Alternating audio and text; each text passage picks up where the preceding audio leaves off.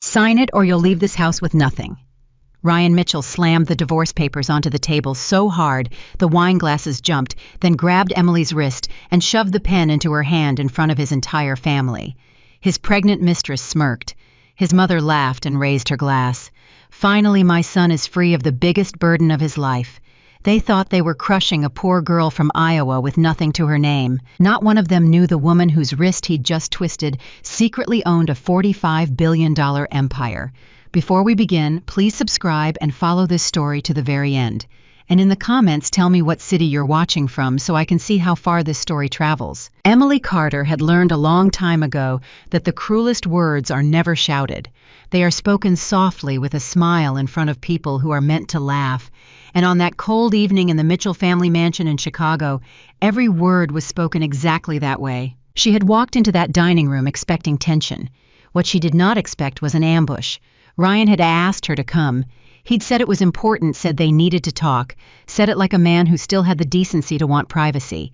And then she'd arrived to find the whole family seated around that long mahogany table. His mother, Victoria. His father sitting silent as always.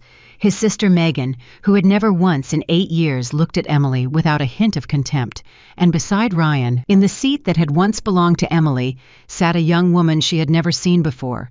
A young woman with a hand resting on the small curve of her belly. "Sit down, Emily," Ryan had said. "Not warm, not cold, just done." She had sat, and the moment she did, she understood. This was not a dinner. This was a sentencing. "I'll keep it simple," Ryan said, reaching into the leather folder beside his plate. "I want a divorce. The papers are drawn up. My lawyers have been thorough." He pulled them out and laid them on the table between the candlesticks. "All you have to do is sign." The young woman beside him shifted slightly, and Ryan placed his hand over hers. The gesture was deliberate. He wanted Emily to see it. "This is Lauren," he said. "We've been together for almost a year now. She's carrying my child." Emily looked at the woman. Lauren Hayes met her gaze for half a second, then looked away. "A year," Emily repeated quietly. "I'm not going to apologize for being happy," Ryan said. "You and we stopped being a marriage a long time ago. You were never really part of my world, Emily. You know that. You've always known that." It was Victoria who twisted the knife. She had been waiting all night for the moment, and now she rose to it like an actress hitting her cue. She lifted her wine, looked around the table at the family she ruled, and let the smile spread slow across her face. "You know," Victoria said, "I think we should toast. Finally, my son is free of the biggest burden of his life." And they laughed. Megan laughed. Ryan's father gave a tired chuckle. Even Lauren let out a small breath of amusement she tried to hide. Burden. 8 years, and that was the word. Burden. Emily did not laugh. She did not cry. She folded her hands in her lap and let the silence stretch until it became uncomfortable for everyone but her. "You always did do that," Megan said, breaking it. "That cold little stare, like you're better than the rest of us. Honey, you came from a town in Iowa nobody's ever heard of. You should be on your knees thanking this family for the life you got to live." "The life I got to live," Emily said softly. "The cars," Megan said. "The houses, the trips, the clothes on your back. All of it, Emily. All of it was Ryan." Victoria nodded, sipping her wine. "She doesn't understand money, dear. She never has. That's why we need to be generous. We can't just throw her out with nothing. People will talk." Ryan leaned forward. This was the part he had rehearsed. "That's why I'm offering you a settlement," he said. $250,000. It's clean. It's fair. You sign, you take the check, and you disappear quietly. No lawyers, no drama, no drawn-out fight you can't possibly win." He paused. "Let's be honest, Emily. You've got nothing. No income of your own. No assets that aren't tied to me. You walk away from this table, and you've got nothing but whatever I choose to give you. $250 is a gift. Take it." There it was, the whole picture laid out in full. The mistress, the mockery, the pity, the price tag. They had decided who she was, and they had decided what she was worth, and they had done it all before she'd even sat down. And the strangest thing, the thing Emily would think about later that night when she was alone, was that not one of them had ever asked her a single question. Not in 8 years. Not where she went during those long stretches when she said she was visiting family. Not what she did on her laptop until 2 in the morning. Not why a woman supposedly so dependent on her husband's money never once asked him for a dime. They had built an entire story about her, and they had never bothered to check whether a word of it was true. $250,000, Emily said. That's right, Ryan said. And in exchange, I disappear. Quietly, Victoria added. We don't need you turning this into a circus. Emily nodded slowly as if considering it, and then she did something that surprised them all. She smiled. It was a small smile, almost gentle, the kind of smile a person gives a child who has just said something foolish but means well. You know what's funny, Emily said. In 8 years, not one of you ever asked me what I actually do. The table went quiet for a moment. Then Megan rolled her eyes. Here we go, Megan said. The mysterious housewife. Please, tell us. What is it you do, Emily Pinterest Yoga? You disappeared for weeks at a time, Ryan said. And for the first time there was a flicker of something other than contempt in his voice. Annoyance, maybe. An old frustration. You'd vanish. You'd say you were visiting your mother. Half the time I couldn't even reach you. And now you want to act like there was some great secret. You were a ghost in your own marriage, Emily. That's the truth of it. I was, Emily agreed. You're right about that. I was a ghost. She let that sit. Then she leaned back in her chair, and something in her posture changed. It was subtle. Victoria noticed it first because Victoria had spent a lifetime reading rooms, and what she read now made the smile falter on her lips. Emily had stopped looking like a woman who had been cornered. She looked suddenly like a woman who had been waiting. Here's what I'd like, Emily said. 3 days. Ryan frowned. 3 days for what? Before I sign anything, I'd like 3 days. That's all I'm asking. She glanced down at the divorce papers on the table, then back up at him. You've given me 8 years to walk away with nothing. Surely you can give me 3 days to make peace with it. And here was the second thing Emily would remember later. The way they all relaxed, the way the tension drained out of the room the instant she asked for those 3 days, because to them it could only mean one thing. She was stalling. She was clinging. She was a drowning woman grasping at the last days of a life she could not bear to lose. It confirmed everything they already believed about her. Ryan almost looked relieved. Emily, he said, and his voice softened into something worse than cruelty. It softened into pity. Take whatever time you need. I'm not trying to hurt you. I just want this to be over, for both of us. For both of us, Emily echoed. 3 days, he said, and then you sign. And then I sign, she agreed. Victoria, satisfied, raised her glass again. Well, I'd say that's settled. She looked at Emily with the warm, poisonous condescension of a woman who has won. You're handling this with more grace than I expected, dear. I'll give you that. Maybe Iowa taught you something after all. Emily rose from the table. She did not raise her voice. She did not slam a door. She simply stood, smoothed the front of her dress, and looked around at the faces of the people who had spent the evening dividing her up like an estate. Thank you for dinner, she said, and she walked out. The drive away from the Mitchell mansion took 40 minutes through the dark Chicago suburbs, and Emily did not turn on the radio. She drove in silence, both hands on the wheel, and she did not cry. She had cried over Ryan Mitchell years ago in private in the early days, when she still believed the man she'd married was the man she'd hoped he was. She'd cried when the late nights started, when the lipstick that wasn't hers showed up on a collar, when the lies got lazy and he stopped bothering to make them convincing. She had done her crying long before tonight. What she felt now was something colder and clearer. Her phone buzzed in the cup holder. A name lit up the screen. David Chen, her chief operating officer, the man who, along with a very small circle of trusted people, knew exactly who Emily Carter really was. She answered on the speaker. It's done, she said.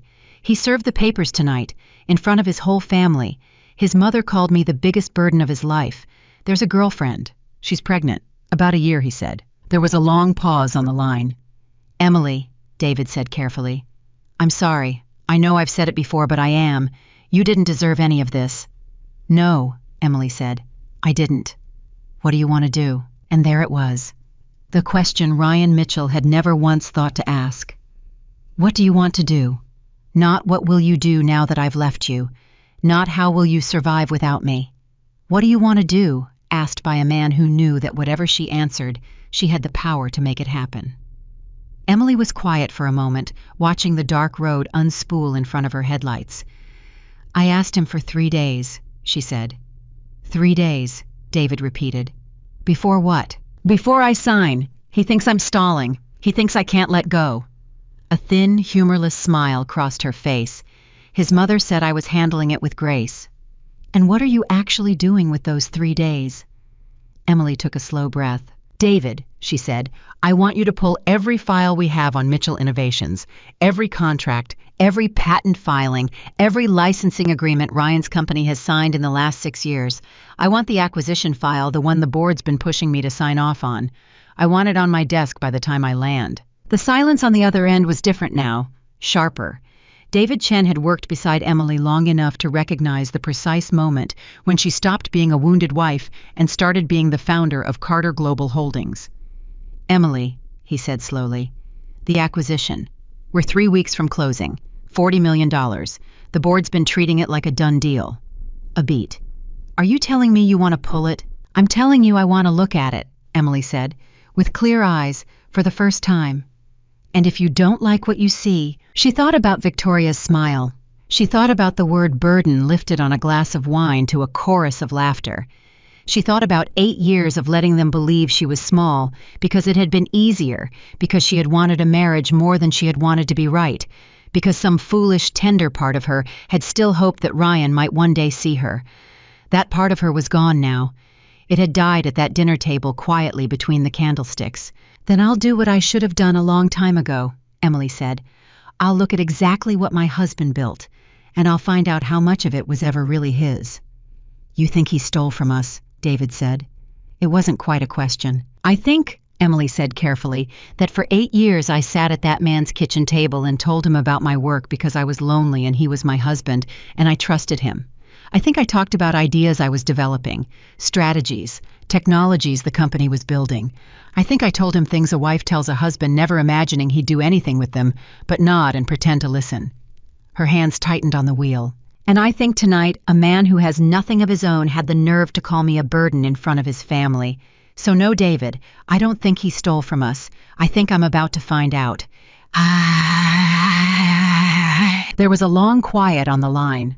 The board's going to want to know why you're suddenly involved, David finally said. You've kept your distance for years. You've let the rest of us be the face of the company.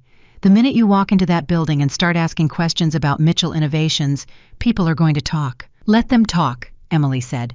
I built that company, David, from nothing, from a 1-bedroom apartment and a laptop and an idea everyone told me was too ambitious for a girl from Iowa.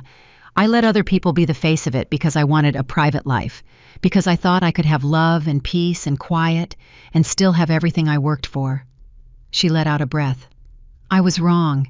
You can't have peace with people who only see you as small.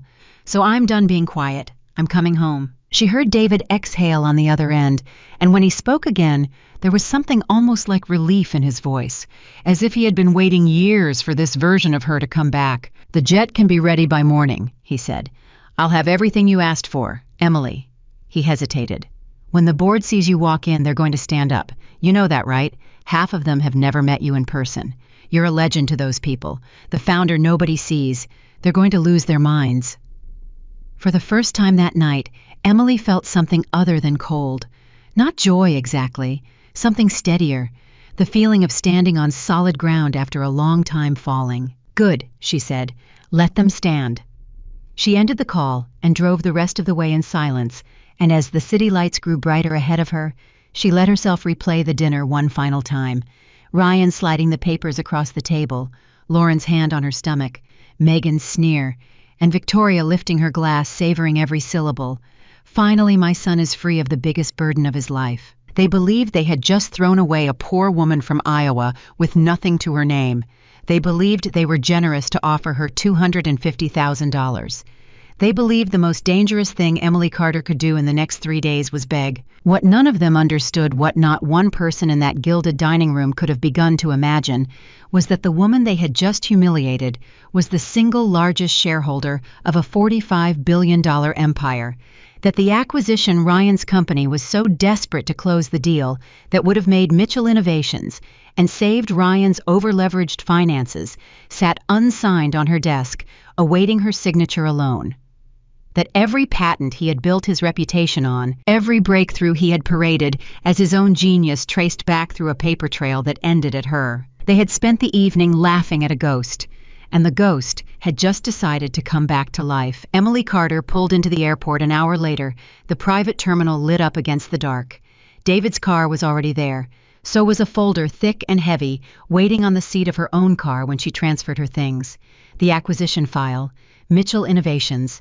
The deal Ryan thought was as good as done. She didn't open it yet. She would do that on the plane somewhere over the dark middle of the country, between the life she was leaving and the one she was about to reclaim. For now, she just held it in her lap and looked out at the runway lights. 3 days. She had asked for 3 days, and they had given them, gladly certain she was using them to grieve. She intended to use every hour. By the time those 3 days were over, Ryan Mitchell would learn that the woman he called a burden had been carrying him the entire time.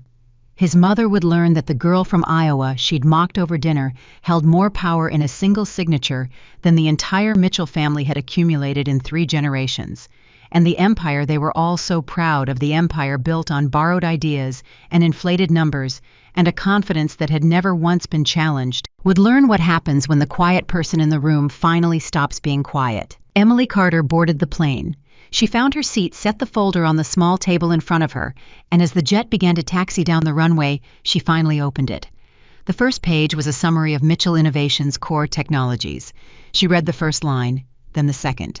Then she went very, very still. Because there on the very first page, listed as the foundational patent on which Ryan had built his entire company, was a design she recognized.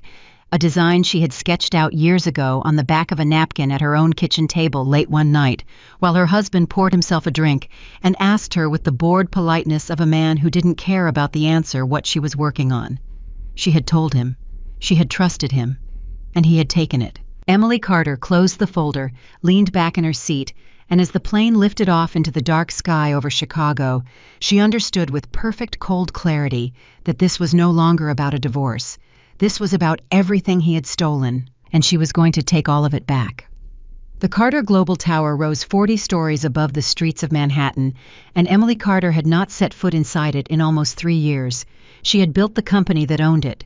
She had chosen the architect, approved the lobby, signed off on every floor, and then she had walked away from all of it to live a quiet life as Mrs. Ryan Mitchell, because she had believed foolishly that a person could have both. Now she stood in the back of a town car at 6 in the morning, the folder from the plane still clutched against her chest, and she looked up at the building bearing her own name and felt something she hadn't felt in years. She felt awake. David Chen was waiting at the private entrance. He'd aged in the time she'd been gone, a little gray at the temples now. But he straightened the instant he saw her step out of the car, and for a moment neither of them said anything at all. "You look like her again," David finally said. "Like who?" "Like the woman who started all this." He held the door. "Welcome home, Emily." The elevator ride to the executive floor took 30 seconds, and in those 30 seconds, Emily did not speak. She watched the numbers climb. She thought about the napkin. She thought about the patent on the first page of that folder, the design she had sketched at her own kitchen table while Ryan poured himself a drink and pretended to listen. By the time the doors slid open, the last soft thing inside her had hardened into something useful. The boardroom was already full. David had called them in the night before, and not one of the 11 directors had questioned it, because when the founder asks for a 6 a.m. meeting after 3 years of silence, you show up. They were murmuring among themselves when the doors opened, and then they saw her, and the murmuring stopped, and one by one, without anyone saying a word, every person in that room stood up. Emily had not expected it to affect her. It did. "Please," she said quietly. "Sit." They sat. She did not. She walked to the head of the table, set the folder down, and let her eyes move across the faces of the people who had run her company in her absence. Some of them she knew well. Some she had hired herself years ago. A few were new, and those were the ones staring at her like she was a ghost who had walked out of a portrait. "I know most of you are wondering why I'm here," Emily said. 3 years is a long time. Some of you have never met me in person. You've taken my calls, you've read my memos, you've followed strategies I set in place, but you've run this company day to day, and you've run it well. I'm grateful for that. I am. But something has come to my attention, and I need answers, and I need them this morning." She opened the folder. "The Mitchell Innovations acquisition," she said. "We're 3 weeks from closing. $40 million. Tell me about it." A man halfway down the table cleared his throat. Gerald Voss, head of corporate development, the man who had championed the deal. It's a clean acquisition, Emily. Strong portfolio, solid IP, a founder with a great public reputation. The board voted unanimously. Frankly, it's one of the better deals we've put together this year. A great public reputation, Emily repeated. Ryan Mitchell. That's right. My husband, Emily said. Or he will be until I sign the divorce papers he served me last night at his mother's dinner table, in front of his pregnant girlfriend. The room went completely still. Gerald Voss's mouth opened and then closed again. Somewhere down the table, someone set down a coffee cup very, very carefully. I'm sorry, Gerald said. None of us knew. No, Emily said. Nobody knew. That was the point. I kept my marriage and my company in separate worlds. That was my choice, and it was a mistake, and I'm going to spend the next 3 days fixing it. She turned a page. Now, tell me about the IP, the foundational patents, the technologies that make Mitchell Innovations worth $40 million. David spoke up from beside her. I pulled the full portfolio overnight like you asked. The filings, the licensing history, the development records. He slid a second folder across the table to her. Emily, I need you to look at the dates. She opened it, and the room watched her read. The thing about Emily Carter was that she had a memory for her own work, the way a mother has a memory for her own children. She could look at a line of architecture she'd designed 6 years ago and remember the night she'd designed it, the coffee she'd been drinking, the problem she'd been trying to solve. So when she turned to the page listing Mitchell Innovations' foundational patent, the one Gerald Voss called the crown jewel of the deal, she did not need anyone to explain it to her. She had designed it, not Ryan, her. This patent, Emily said, and her voice was very quiet now, which was somehow worse than if she'd shouted. Filed 4 years ago by Mitchell Innovations. Gerald, what's the development timeline on it? Gerald checked his notes. Filed in the spring 4 years back. Development records show about 18 months of work prior. So roughly 5.5 years ago they started. 5.5 years ago, Emily said. And when did I first present this architecture to the Carter Global Engineering team? David already had the answer. He'd found it at 3 in the morning. 6 years ago. We have the internal presentation. We have your handwritten notes. We have the timestamp. He paused. You presented it 8 months before Ryan Mitchell's company even started developing it. A ripple moved through the boardroom. That's, Gerald started. Emily, that could be coincidence. Parallel development happens. 2 teams arrive at similar solutions. It's not similar, Emily said. She turned the folder around and slid it down the table so they could all see. It's identical, down to the naming conventions, down to a quirk in the architecture that I put in myself on purpose because I thought it was elegant and nobody else would have done it that way. She let that land. Ryan didn't arrive at this independently. He copied it. And he could only have copied it from one place, from me, from the things I told him at our own kitchen table because I was lonely and he was my husband and I trusted him. The silence in the room had teeth now. It was Gerald who said the thing nobody wanted to say. Emily, if that's true, if Mitchell Innovations is built on stolen Carter Global IP, then this acquisition isn't us buying a company. It's us paying $40 million for technology we already own. Yes, Emily said. It is. She closed the folder. Kill the deal, she said. Today, before close of business. I don't care what it costs us in penalties or reputation. Gerald, you tell Mitchell. Innovations, the acquisition is off and you give them no reason. Let them sweat. Gerald nodded slowly. And then we open an intellectual property investigation, Emily said. Full audit. Every patent Mitchell Innovations holds cross-referenced against our development records. Every licensing agreement they've signed. Every contract Ryan has ever claimed as his own work. I want to know exactly how much of his empire he actually built and how much of it he stole from mine. She looked around the table. And I want a full financial audit of Mitchell Innovations. Everything. Their books, their debt, their banking relationships. If a man will steal a patent, he'll lie about a balance sheet. Let's find out. For a moment, nobody moved. And then David Chen smiled just slightly, the way a man smiles when the right thing is finally about to happen.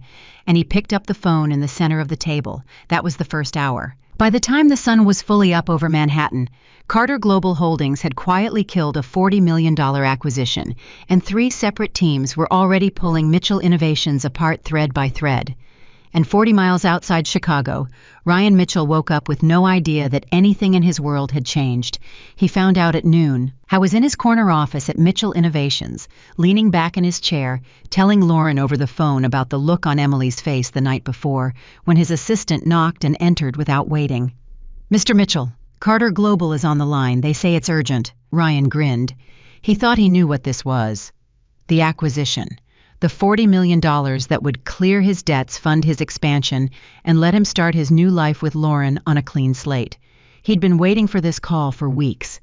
"Tell Lauren I'll call her back," he said, and picked up the line. "Gerald, good to hear from you. Tell me we're closing early." There was a pause. "Mr. Mitchell," Gerald Voss said in a voice with no warmth in it at all, "I'm calling to inform you that Carter Global Holdings is withdrawing from the proposed acquisition of Mitchell Innovations, effective immediately." The grin slid off Ryan's face. "What? The deal is dead, Mr. Mitchell. There will be no acquisition." Wait, hold on." Ryan sat up. "We're 3 weeks from close. We have signed letters of intent. You can't just, Gerald, what is this? Is this a negotiation? You want a better number, is that it? Talk to me." "It's not a negotiation," Gerald said. "There's nothing to discuss. Good luck, Mr. Mitchell." The line went dead. Ryan stared at the phone in his hand. And then he laughed because it didn't make sense, because deals like this didn't just evaporate because he had spent 2 years positioning Mitchell Innovations to be exactly what a company like Carter Global would want. And they had wanted it. They had wanted it badly. And now, 3 weeks from the finish line, after every box was checked, they were simply walking away with no explanation at all. He called Gerald back. It went to voicemail. He called the deal team. Voicemail. He called the senior partner at the investment bank that had brokered the whole thing, and that man picked up, and that man sounded scared. And that was the moment the first cold finger of fear touched the back of Ryan's neck.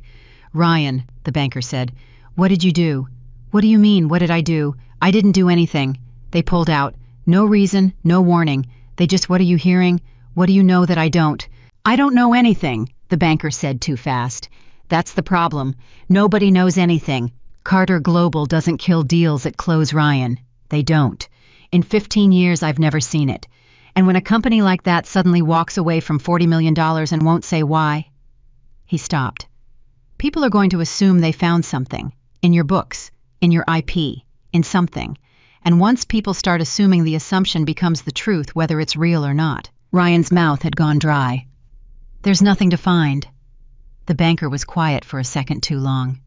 "Then you've got nothing to worry about," he said, and hung up. But Ryan did have something to worry about, and he knew it, and the knowing of it sat in his stomach like a stone for the rest of that long afternoon, because there were things in his company's history that would not survive a close look. There was the patent, the foundational one, the one he'd filed years ago, the one he told investors had come to him in a flash of insight one sleepless night. He had told that story so many times he'd half come to believe it himself. But he knew where it had really come from. He knew the sleepless nights had been Emily's, not his. He knew whose napkin sketch he'd photographed with his phone and handed to a development team as his own. He had never thought it would matter. Emily was a housewife from Iowa. Who was she going to tell? It was nearly 5 o'clock when his mother called. "Ryan!" Victoria's voice was sharp, clipped the voice she used when something was threatening the family's standing. "I just had the strangest conversation at the club. 2 different people asked me whether Mitchell Innovations was in trouble. Apparently there's talk. Some deal falling apart. What is going on?" "It's nothing, Mom. A buyer got cold feet. It happens." "It does not happen to you," Victoria said. "Not to my son. You don't lose deals. So you fix this, whatever it is, and you fix it quietly before it becomes a thing people whisper about. Do you understand me? The Mitchell name does not get whispered about." "I'm handling it," Ryan said, and he hung up before she could hear that he wasn't. He sat alone in his office as the light outside faded, and he did something he had not done in a very long time. He thought about Emily, not with contempt the way he had at the dinner table, with confusion, with the first uneasy stirring of a suspicion he could not quite let himself form. 3 days. She had asked for 3 days. He had thought it was grief. He had felt almost sorry for her sitting there so quiet while his mother mocked her, asking for 3 days like a child, asking for a little more time before bed. But the deal had died on the first of those 3 days, and he could not, no matter how he tried, make himself believe that was a coincidence. He called her. It was the first time in months he had called Emily for any reason other than logistics. She let it ring 4 times. Then she answered, "Ryan." "Emily." He tried to keep his voice light casual, the voice of a man entirely in control. "Listen, this is going to sound strange, but I had to ask. The acquisition. Carter Global. You wouldn't happen to know anything about that, would you?" There was a silence on the line. And in that silence, Ryan heard something he had never heard from Emily before. He heard the sound of a person who is in no hurry at all, a person who has all the time in the world. "Why would I know anything about your business, Ryan?" Emily said. "I'm just the burden, remember, the girl from Iowa who lives off your money. What could I possibly know about a $40 million deal?" The stone in his stomach turned over. "Emily," he said slowly, "what did you do?" "I haven't done anything," she said. "I asked you for 3 days. You gave them to me. I'm just using them." A pause. "How's Lauren?"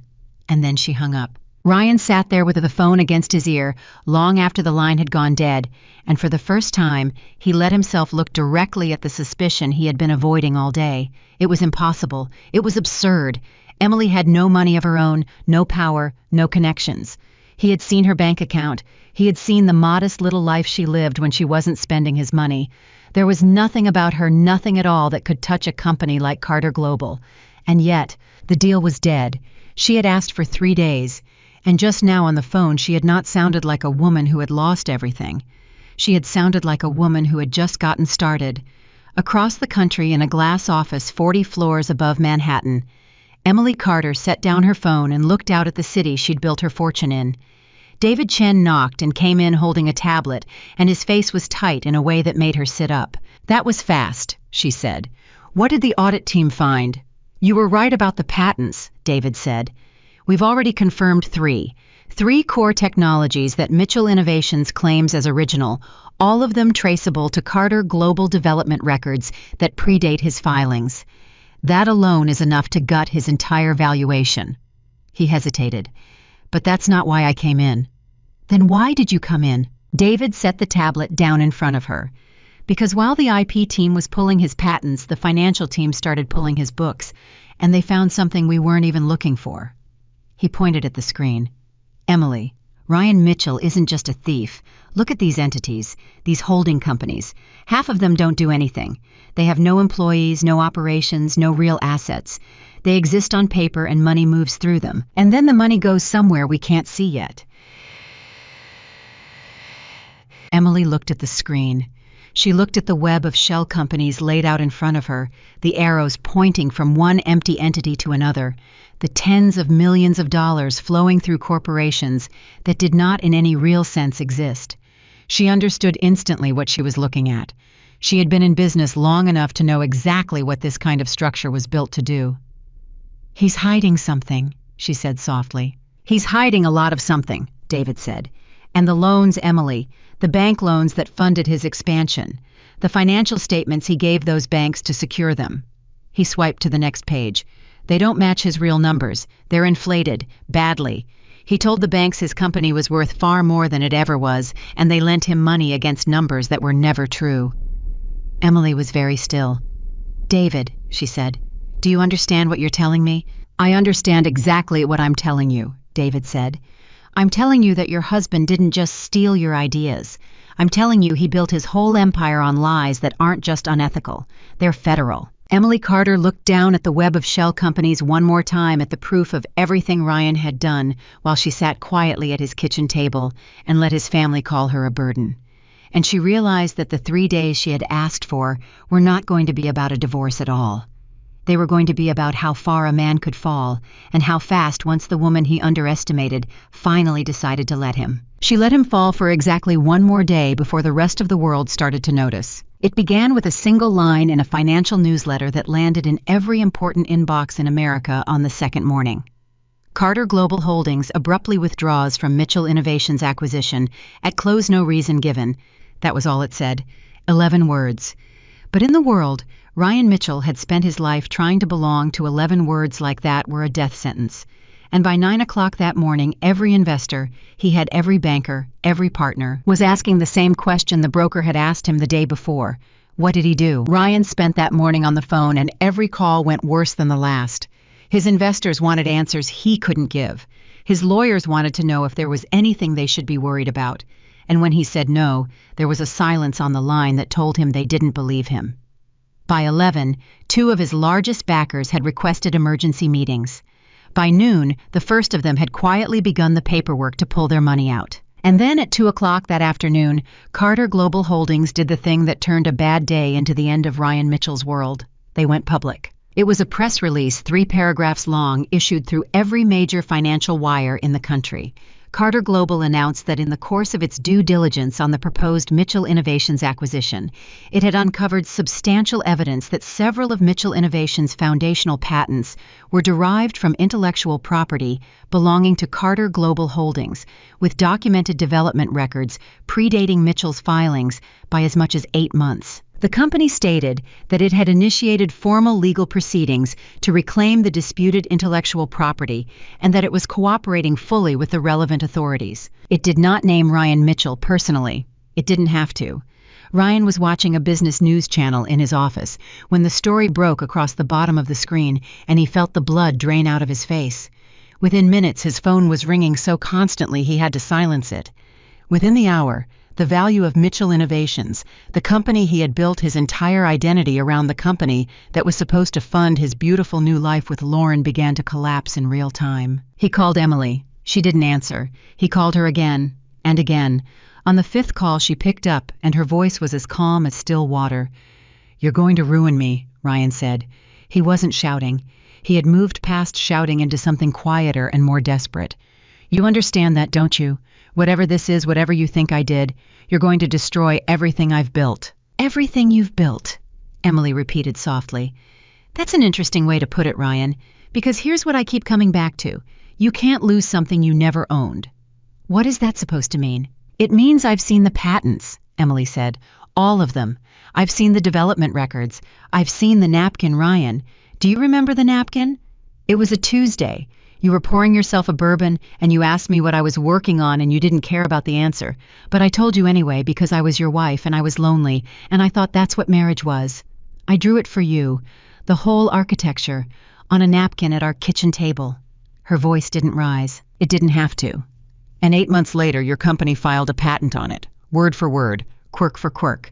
Do you want to tell me how that happened, or should I tell you?" The silence on the line was the silence of a man who has just understood fully and finally exactly how much trouble he is in. "You're my wife," Ryan said, and there was something almost pleading in it now. "Whatever's mine is yours, Emily. That's how marriage works.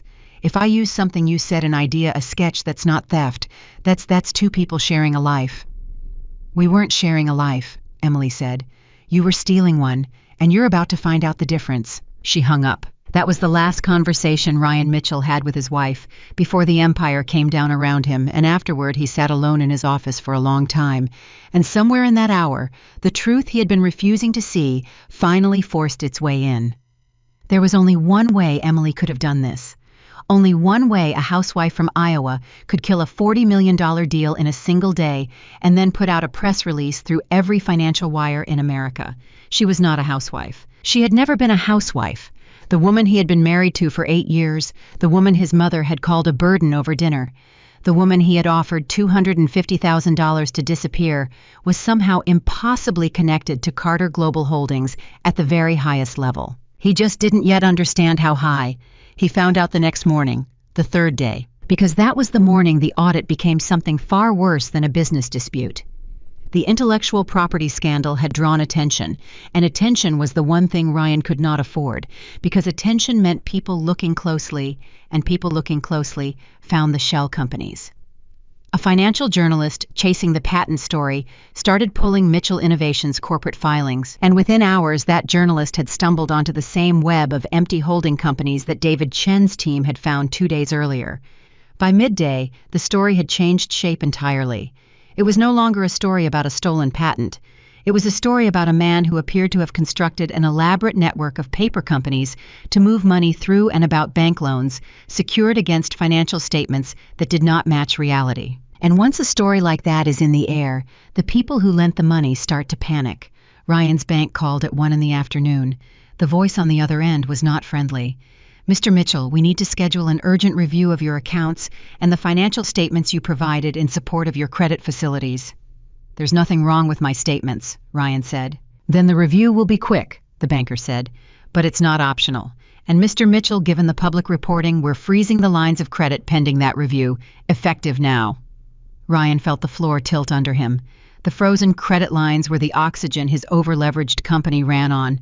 Without them, he couldn't make payroll past the end of the month. He couldn't service his existing debt. He couldn't do anything but watch the whole structure he'd built fall in on itself. "You can't freeze me," he said. "Do you have any idea what that'll do? You'll trigger every other lender to do the same thing. You'll start a run." "I'm aware of the consequences," the banker said. "I'd ask you to consider that you should have been aware of them when you submitted those statements." By the end of that third day, 3 separate federal agencies had opened preliminary inquiries into Mitchell Innovations. The patent theft had brought the spotlight. The shell companies had brought the suspicion. And the inflated loan documents had brought in the one kind of attention from which a man like Ryan could not buy his way out, because you cannot settle with the federal government the way you settle a lawsuit, and you cannot charm an investigator the way you charm an investor. His investors fled. Within 72 hours of Carter Global walking away, the value of Mitchell Innovations had fallen by more than 70%, and it was still falling. The partners who had once clamored to attach their names to his were now scrubbing those names from press releases and old photographs. The country club where his mother held court had grown suddenly painfully quiet whenever a Mitchell walked in. And Victoria Mitchell, who 4 days earlier had raised a glass of wine and called Emily the biggest burden of her son's life, was now sitting in her drawing room with the curtains drawn, watching her family's name turned into a punchline on the very news channels she had once been so proud to be quoted on. She called Ryan that evening, and for the first time in his life, Ryan heard fear in his mother's voice. "They're saying things," Victoria said, "about fraud, about federal investigations. Ryan, tell me it's not true. Tell me my son is not about to be on the news for crimes." "Mom, tell me." I can't," Ryan said, and the admission came out of him like something tearing. "I can't tell you that, Mom, because some of it's true. Not all of it, but some of it." There was a long, terrible silence on the line. "How could you?" Victoria whispered. "How could you do this to us, to your father, to this family?" And here was the thing that broke something in Ryan. The thing he would think about for a long time afterward. His mother did not ask if he was all right. She did not ask if he was frightened or what he needed or how she could help. She asked how he could do this to the family, to the name, even now with her son's life collapsing. Victoria Mitchell's first thought was for the family's standing, the way it had always been her first thought. The way it had been her first thought when she raised that glass of wine and made her grandchildren and her dinner guests laugh at the expense of a woman who had never done a single thing to deserve it. "I have to go, Mom," Ryan said, and he hung up on his mother for the first time in his life. He drove that night. He didn't know where he was going until he was halfway there, and then he understood that there was only one place left to go, only one person in the world who held all the cards, now only one person who could possibly stop the avalanche before it buried him completely. Hun flew to New York. He didn't call ahead.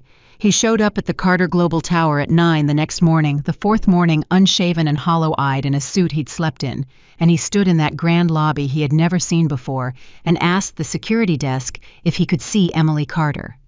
The guard looked at him for a moment. "Do you have an appointment, sir?" "Tell her it's Ryan," he said.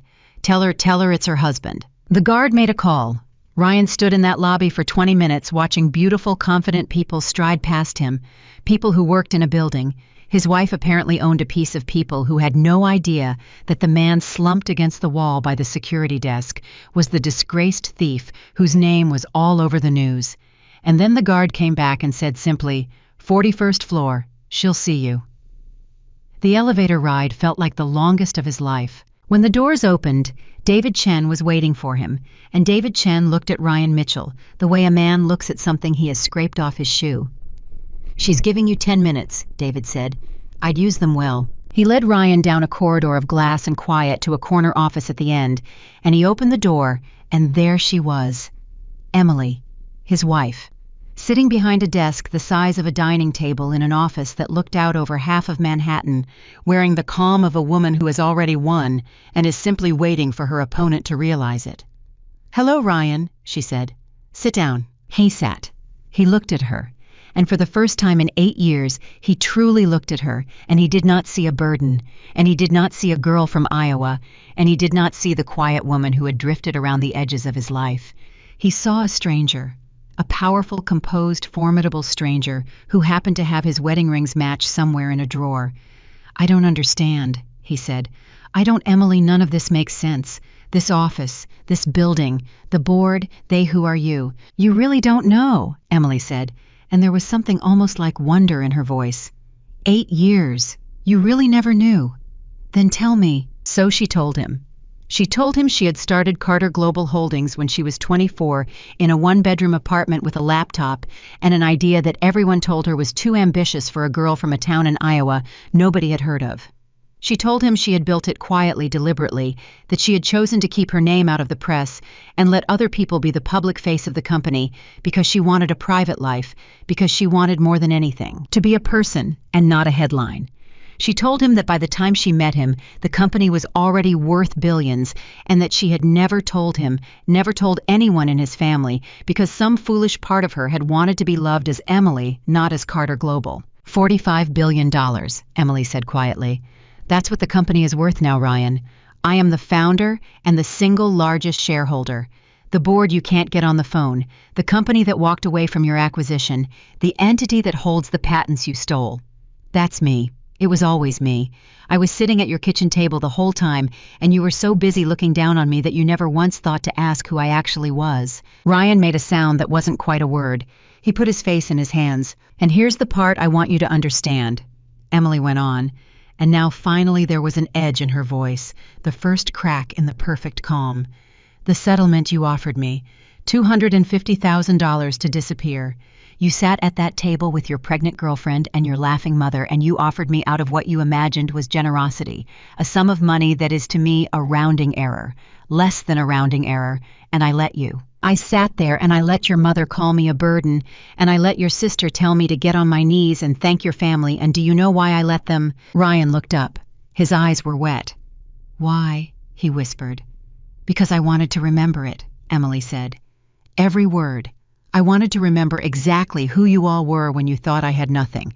Because the way a person treats someone they believe is powerless. That's the only honest measure of who they really are, and now I know exactly who you are, all of you." He came apart then. The composure he'd walked in with, the last shreds of the confident man who'd thrown divorce papers across a dinner table, dissolved completely. He told her he'd made a mistake, the biggest mistake of his life. He told her he'd been a fool, that he'd never appreciated her, that he saw it all, now that he would do anything to take it back.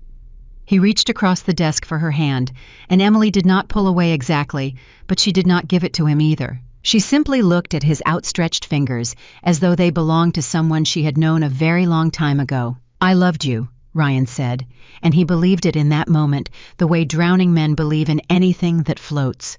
"I did, Emily. Somewhere in there, underneath everything, I did love you." And this was the twist that even Emily had not seen coming, because she had braced herself for his anger, and she had braced herself for his desperation. But she had not braced herself for the possibility that some small, ruined part of him might actually mean it. That underneath all the cruelty and the theft and the casual contempt, there might have been a man who in his own broken way had loved her, and had simply been too small to know what to do with it. It did not change anything. It was, if anything, sadder than if he'd felt nothing at all. "Maybe you did," Emily said softly, "in whatever way a man like you can love. But Ryan, you can't love someone you don't respect. And you never respected me. Not once in 8 years. You loved the idea that I was beneath you. You loved having something to feel superior to. And the day you found out I wasn't beneath you, the day you found out the truth, your love didn't grow. Your fear did. You're not sitting here because you love me. You're sitting here because I'm the only person on earth who can stop what's coming for you. And I want you to understand something clearly before you leave this office." She leaned forward. "I'm not going to stop it," Emily said. "I'm not going to save you. The patents are coming back to where they belong. The investigation will run its course, and whatever you did, you'll answer for the same way anyone else would. I'm not doing this out of revenge, Ryan. I want you to understand that too. I'm doing it because it's the truth, and the truth was always going to come out, and the only thing I've done is stop being the person who hid it for you." She sat back. "Your 10 minutes are up." Ryan didn't move. He sat there staring at her, the full weight of it finally landing. "What am I supposed to do?" he said. It came out barely a whisper. "The same thing you told me to do," Emily said. "Sign the papers and disappear." The door opened behind him. David Chen stood waiting.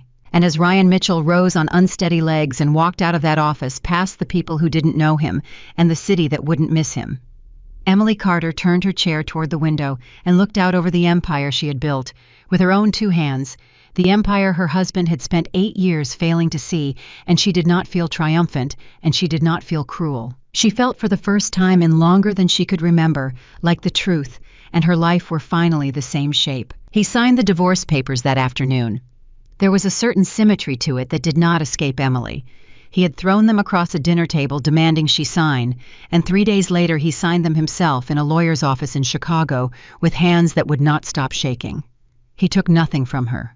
There was nothing of hers to take. He simply ended the marriage he had been so eager to end, except now he ended it as a ruined man instead of a triumphant one. And the difference between those 2 things was the whole story. But signing the divorce papers was the smallest of Ryan Mitchell's problems now, because the machinery Emily had set in motion did not stop simply because their marriage had ended. The federal inquiries that had opened in those first frantic days had become a full investigation, and an investigation, once it has teeth, does not care about anyone's feelings. It does not care that you used to be respected. It does not care about your mother's standing at the country club. It cares only about what you did and what you can prove and what others can prove against you. The hearings began 6 weeks later. They were not the kind of hearings that ended quickly.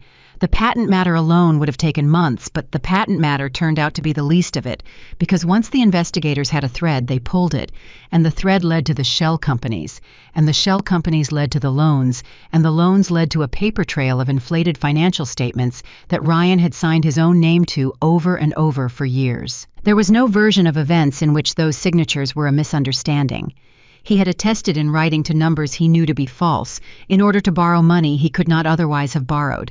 That was not a gray area. That was the kind of thing that turned businessmen into defendants. Emily did not attend most of the hearings.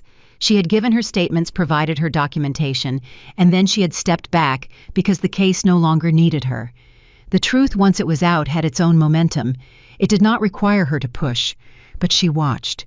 She watched the news the way the whole country watched as the careful empire of Ryan Mitchell was taken apart in public piece by piece under oath. And the person the cameras found most irresistible in the end was not Ryan at all. It was his mother. Victoria Mitchell had spent her entire life cultivating a reputation. She was the kind of woman who knew the right people, sat on the right charity boards, was quoted in the right society columns. She had built her identity on being above other people, on the certainty that the Mitchell name meant something, and she had defended that name with a ferocity that bordered on cruelty, because to Victoria, the family's standing was not a vanity. It was the load-bearing wall of her entire sense of self. And now the cameras were outside her home. They followed her to the courthouse. They followed her to the club, until the club quietly suggested that perhaps she might prefer to take a leave from her membership for the comfort of the other members.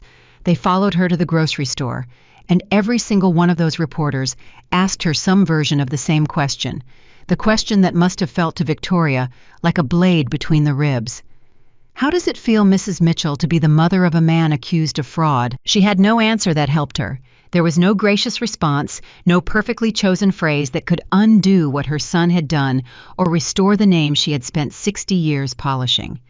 The same society that had once hung on her every word now whispered behind her back, and the whispering was so much louder than any applause had ever been. There is a particular cruelty in the way the world treats people who have spent their lives looking down on others. When such a person falls, no one rushes to catch them, because everyone they ever made feel small remembers exactly how it felt. Victoria Mitchell discovered this slowly over the long weeks of the hearings, as the friends stopped calling and the invitations stopped coming, and the world she had ruled simply closed its doors and pretended she had never been part of it at all. She called Emily once, just once. It was late on a weeknight, and Emily almost didn't recognize the number, and when she heard the voice on the other end, she sat down because she had not expected this, and she was not sure what she felt. Emily. Victoria's voice was nothing like the voice that had raised a glass of wine and called her a burden. It was thin, worn down to the wire. I know I have no right to call you. No, Emily agreed. You don't. I'm not calling for myself, Victoria said. I want you to know that. I'm calling about Ryan. He's my son, Emily. Whatever he's done, he's still my son, and they're talking about him going to prison. Prison, my boy. Her voice cracked. Is there anything you can do? You have power now. We understand that. We were wrong about you, all of us, and I am ashamed I am. But he's my son, and a mother will beg. I'm begging you. And here was the moment Emily had wondered about in the quiet hours, the moment when she would finally hold in her hands the power to make the woman who had humiliated her beg. She had imagined it might feel like victory. It did not. It felt instead unbearably sad because she understood that Victoria still did not see it. Even now, with everything in ruins, the woman was not calling to apologize for what she had done to Emily.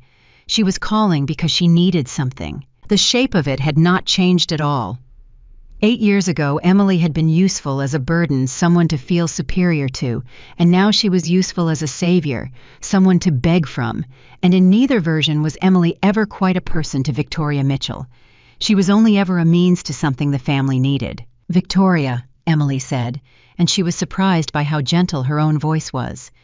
I want you to hear me because I'm only going to say it once. I didn't do this to your son. I want you to really understand that. I didn't invent the patents he stole. He stole them. I didn't create the shell companies. He created them.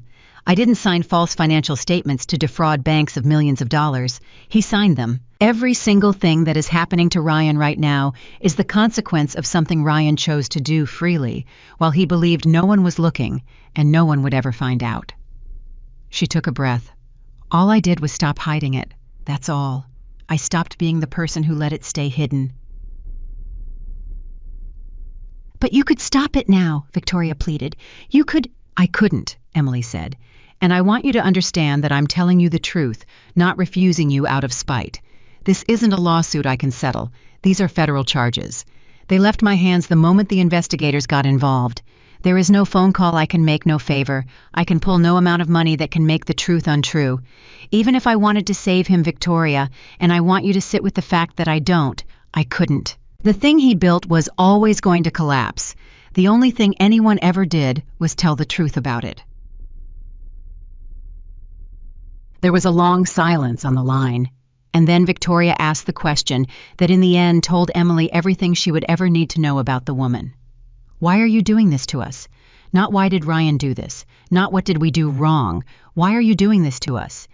As though Emily were the architect of the Mitchells' destruction, rather than the one person who had simply refused finally to keep quiet about a crime. I'm not doing anything to you, Emily said softly. That's what none of you have ever been able to understand. The world isn't doing things to you. You did things, and now those things are doing things back. That's not cruelty, Victoria. That's just what it looks like when the truth finally arrives. She paused. Goodbye. I hope someday you find a way to be sorry for the right reasons, not because you got caught, because of what you actually did. She hung up, and she sat in the quiet of her apartment for a long time afterward, and she found that she felt no triumph at all, only a kind of clean, tired sadness, the sadness of a person who has finally set down a weight she had been carrying so long she'd forgotten it was there. But the Mitchells were not the only ones the truth came for, because there was someone else in this story, someone who had smirked at Emily across that dinner table with her hand resting on her pregnant belly, someone who had believed the way Emily once had, that she had found a man who would build a beautiful life with her. Lauren Hayes. Lauren had believed every word Ryan told her. She had believed that he was a self-made genius, a man whose company was on the verge of a landmark acquisition, a man who had been trapped in a loveless marriage to a cold, useless woman and was finally bravely choosing happiness with her. She had believed she was the love of his life. She had believed the child she was carrying would be born into wealth and security and a name that meant something. And then, over the span of a few brutal weeks, Lauren watched every single one of those beliefs turn to ash. The acquisition collapsed. The wealth evaporated. The name that was supposed to mean something became a name, people said, with a curl of the lip. And the man, the brave, brilliant, self-made man, turned out to be a thief who had stolen everything from the very wife he'd told her was useless. Lauren was not a fool. She did the arithmetic quickly, and the arithmetic was devastating. The woman Ryan had called cold and useless had built a $45 billion company. The genius Lauren had fallen for had never had an original idea in his life, and the beautiful future she had been promised had been a story told to her by a man who told stories the way other people breathed. But the thing that broke Lauren, the thing that turned her from a heartbroken mistress into a cooperating witness, was something she found out near the end. Because as the investigators dug, they uncovered the financial timeline, and the financial timeline told a story Ryan had never meant for anyone to see. Lauren learned that Ryan had known the walls were closing in for longer than he'd ever admitted. She learned that some of the money that moved through those shell companies had moved through them after he'd started seeing her, while he was promising her a future, while he was telling her they'd raise their child in comfort. She learned that he had been positioning to protect himself, to hide assets, to land softly, while everyone around him fell, and that she and the baby had been at best an afterthought in his planning, and at worst, simply another part of the story he was telling to look like a man building a new life rather than a man fleeing an old crime. Lauren went to the investigators on her own. No one forced her. She walked in one morning and said she wanted to tell them what she knew, and she knew quite a lot because Ryan in his arrogance had talked freely in front of her, had treated her the way men treat women. They assume will never be a threat. He had told her things over wine late at night, things about how the business really worked, things about money he'd described as clever rather than criminal. He had never imagined she'd remember them. He had never imagined she'd repeat them. He had made with Lauren the exact same mistake he had made with Emily. He had assumed that a woman who loved him could not also be a woman who might one day hold his fate in her hands. I was wrong both times. When Ryan found out that Lauren was cooperating, he called her, and Emily later heard about the call, secondhand, and the thing that struck her was how perfectly it rhymed with her own last conversation with him. He had not asked Lauren if she was all right. He had not asked about the baby. He had been furious, betrayed, incredulous that she would do this to him, the same incredulity his mother had aimed at Emily. "Why are you doing this to me?" As though Lauren were the villain, as though the man who had lied to two women and stolen from a third party and defrauded the banks was somehow the wronged one, the victim of everyone else's cruelty. Lauren had her child a few months later alone in a modest hospital, with none of the wealth or security or grand name she'd been promised. But she had something Ryan had never given her and never could have. She had the truth. She knew exactly who the father of her child was, and she had chosen when it mattered to stand on the side of what was real rather than what was comfortable. Emily, who never met Lauren again after that one dinner, found herself hoping quietly that the young woman would be all right. They had both, after all, been lied to by the same man. They had both been told they were one thing while he treated them as another. In a strange way, they were the only two people in the world who fully understood what it had been to love Ryan Mitchell, and to discover too late exactly how little there had been to love. Through all of it, Emily kept her word. She had told Victoria the truth, and she meant it. She did not seek personal revenge. She did not gloat to the press. She declined every interview that asked her to comment on the downfall of the Mitchell family, and there were many, because the story was irresistible, the secret billionaire and the husband who'd called her a burden. She could have made herself the heroine of 100 magazine covers simply by saying a few cutting words about the man who'd wronged her. She said none of them. When asked, she said only that she was focused on her company and on the future, and she let the silence do what silence does, which is to make people respect you far more than any speech ever could. What she did pursue relentlessly was the one thing she had set out to reclaim from the very beginning, the truth and what belonged to her. The stolen patents came home. Every piece of intellectual property that Ryan had taken from her kitchen table and built his false empire upon was returned through the courts to Carter Global Holdings, where it had always belonged. The contracts Ryan had signed on the strength of stolen technology were unwound. Mitchell Innovations, the company he had paraded as the proof of his genius, lost nearly everything it had ever claimed to be because almost nothing it had ever claimed to be had been real. And Ryan Mitchell faced the consequences of his own choices in a courtroom under his own name, with no wife standing quietly behind him to make him look like more than he was. For the first time in his adult life, there was no one to carry him. No Emily to take his ideas and make them brilliant. No mother to smooth over his failures with money and influence. No story he could tell that anyone was obligated to believe. There was only what he had actually done laid bare, and the weight of it was entirely his to bear, because it had always in truth been his to bear. He had simply spent 8 years making someone else carry it for him. On the last day of the proceedings that mattered, Emily was not in the courtroom. She was in her office in New York, and David Chen came in quietly and told her it was over and gave her the outcome, and Emily listened and nodded and thanked him. And then when he had gone, she sat alone for a while, and she waited to feel something enormous, vindication maybe, or grief, or the hot satisfaction of a debt finally paid. But what she felt instead was something far simpler and far more profound. She felt the absence of a burden. For 8 years she had carried a marriage that took everything and gave back contempt, and for 3 days she had carried the weight of bringing it all to light, and now finally both of those weights were gone, and what was left was just Emily Carter, 34 years old, founder of an empire standing at the window of a building that bore her own name. For the first time in longer than she could remember, she felt free. A year went by the way years do, faster than you expect and slower than you feel. And in that year, Emily Carter did something she had never allowed herself to do before. She stepped out of the shadows. For a decade she had hidden. She had let other people be the face of Carter Global because she had believed that privacy was the same thing as safety, that if she kept herself small and quiet and unseen, she could protect the part of her that was just a woman from a small town in Iowa who had dreamed too big. She understood now that it had been a kind of self-betrayal. She had spent years making herself invisible so that other people could feel comfortable, so that a husband could feel like the important one, so that a family could have someone to look down on. And the strange, painful gift Ryan Mitchell had given her, the only thing of value he had ever given her, was the discovery that hiding had never kept her safe at all. It had only kept her hidden. So when the largest business magazine in America asked her to be on its cover, she said yes. It ran in the spring, a full year after the dinner that started everything, and the photograph was simple, just Emily in front of the building that bore her name, looking directly into the camera, with the calm of a woman who has stopped apologizing for taking up space. The headline did not mention Ryan.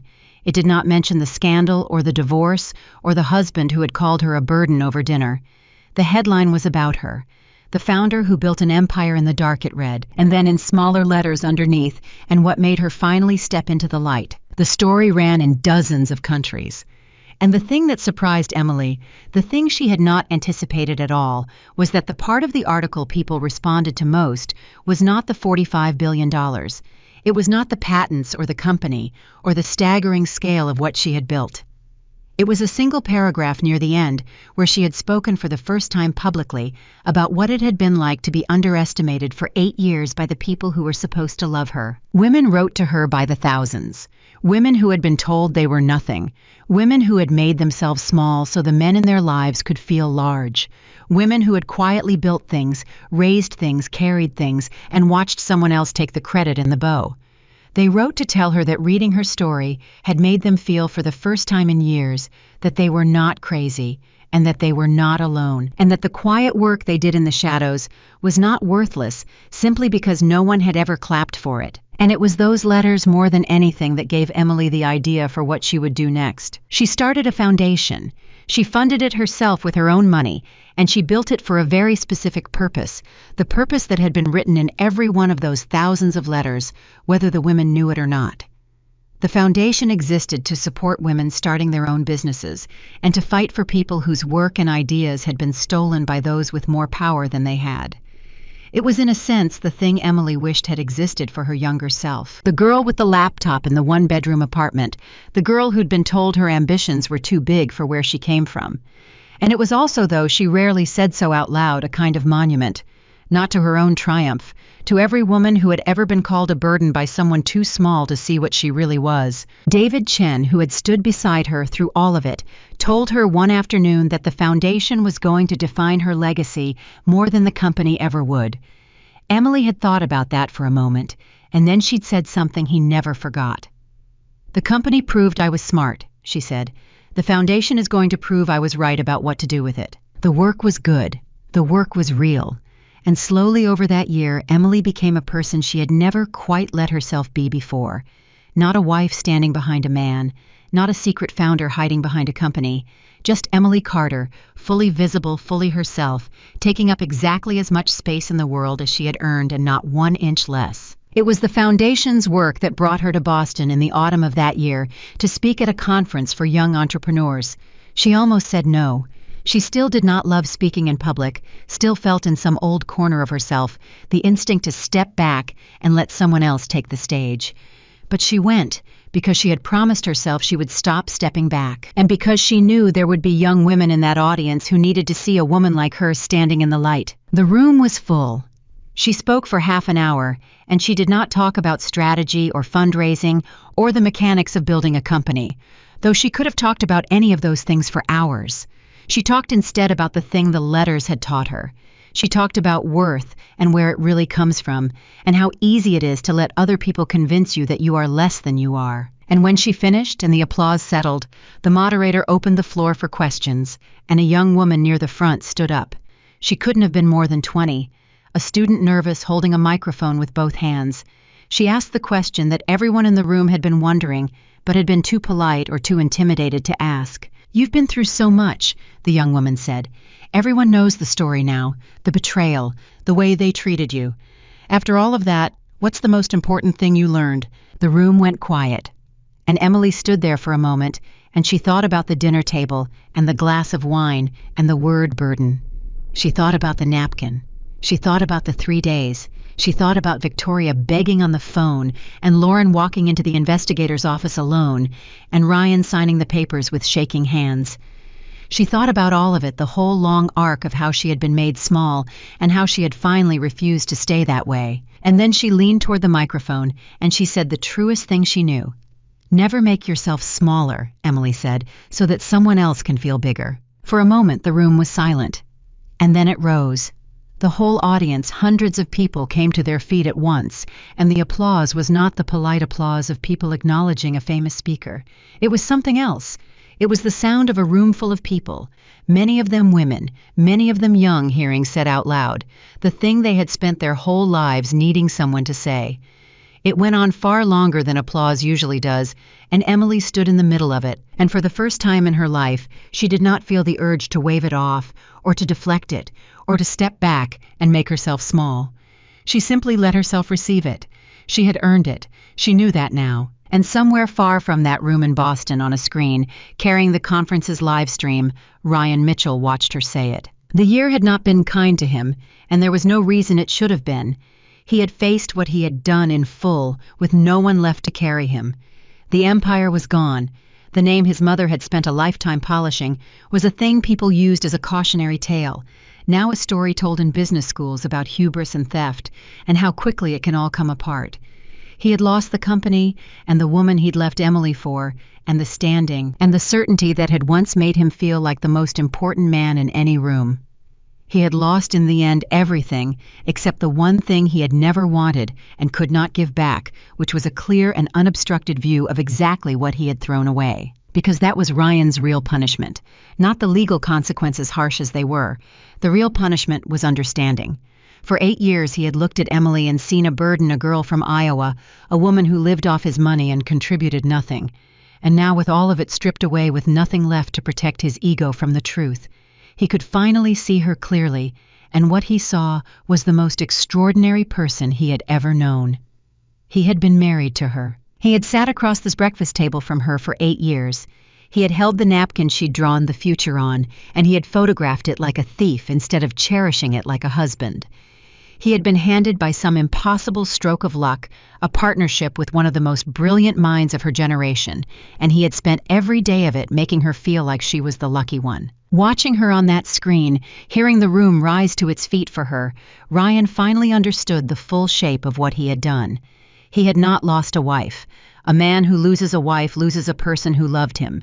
That was not what had happened here. He had taken a woman who loved him, who trusted him, who built her dreams at his kitchen table and shared them with him because she believed that was what love was. And he had looked at all of that rare and irreplaceable goodness, and he had decided it was a burden. He had thrown away the most remarkable woman he would ever have the chance to love, and he had done it not in a moment of passion or madness, but slowly, deliberately over years, choosing contempt over gratitude every single day until there was nothing left to save. There was no coming back from a thing like that. There was no version of the future where he won her back or earned her forgiveness or even merited a second thought from her. He understood that now. The Emily on that screen was so far beyond him, had always been so far beyond him, that the distance was almost funny. She was not thinking about him. She would likely never think about him again. He had been in the great story of her life, a chapter she had survived. And he would spend the rest of his own life as a man who had been close enough to greatness to touch it, who had held it in his hands every single day, and who had been too small to know what it was. That is its own kind of prison. It does not have walls. It does not end. And no court on earth had sentenced him to it. He had sentenced himself years ago every time he chose to look down on the woman he should have looked up to. On the screen, the applause finally began to fade, and Emily smiled and thanked the audience and stepped back from the microphone. And Ryan reached over and turned the screen off and sat alone in the quiet with nothing but the truth for company, which was exactly what he deserved and exactly what he would have from now on forever. Back in Boston, Emily left the stage to a crowd of people who wanted to shake her hand, and she shook every one of them, and she listened to the young women who came up to tell her with shining eyes that she had changed something in them that afternoon. She did not rush. She had spent enough of her life rushing past her own moments. She stayed until the last person had spoken to her, and then she walked out into the evening, and David Chen was waiting with the car, and he asked her how it had gone. "Good," Emily said, and then after a moment, "It went really good. You ready to head back to New York?" She looked out at the city for a moment, at the lights coming on, at the whole wide world that had once felt like a place she had to apologize for taking up room in, and now felt simply like home. "Yeah," she said, "I'm ready." And as the car pulled away, Emily Carter understood with a certainty that no one would ever be able to take from her again, that the woman they had laughed at across that dinner table was gone, and she was never coming back because she had never really existed in the first place. She had been a costume, a smallness Emily had worn to make other people comfortable, and she had finally taken it off for good. Ryan Mitchell had told her she was nothing. His mother had called her a burden. His family had laughed and offered her a check and told her to disappear. And in the end, the woman they tried to throw away built a life so full and so free and so completely her own that their cruelty became nothing more than the first page of the best story she would ever tell. They had tried to make her small. Instead, they had set her free. And Emily Carter would never for the rest of her life make herself small for anyone ever again.